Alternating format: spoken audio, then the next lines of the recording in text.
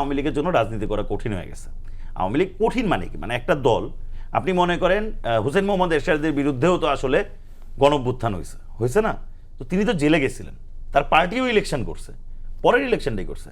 আর আওয়ামী লীগের এমন অবস্থা হয়েছে, তার কেন্দ্রীয় কমিটি থেকে শুরু করে, তার কাউন্সিলর থেকে শুরু করে, তার লোকাল কমিটিগুলো থেকে শুরু করে মেজরিটিকে পালায় যেতে হয়েছে।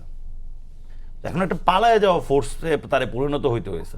মানে বিএনপির নেতাদের তো পালাইতে হয় না, তারা জেলে গেছেন, জেলে না যাওয়ার জন্য হয়তোবা বাংলাদেশে বিভিন্ন জায়গায় গা ঢাকা দিচ্ছেন। আর তারা মানে তারা তো র্যাব কিংবা পুলিশ মানে আইন শৃঙ্খলা বাহিনীর একটা চাপে ছিলেন, কিন্তু আওয়ামী লীগ পুরো জনগণের চাপে পড়ে বাংলাদেশ থেকে পালাইতে হয়েছে।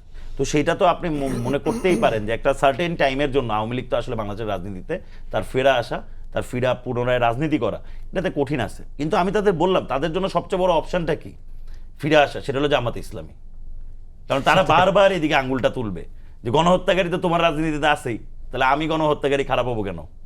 এক গণহত্যাকারী খারাপ, আরেক গণহত্যাকারী ভালো, এটা তো হইতে পারে না। এটাই কিন্তু বাংলাদেশের রাজনীতির সবচেয়ে বড় প্রশ্ন।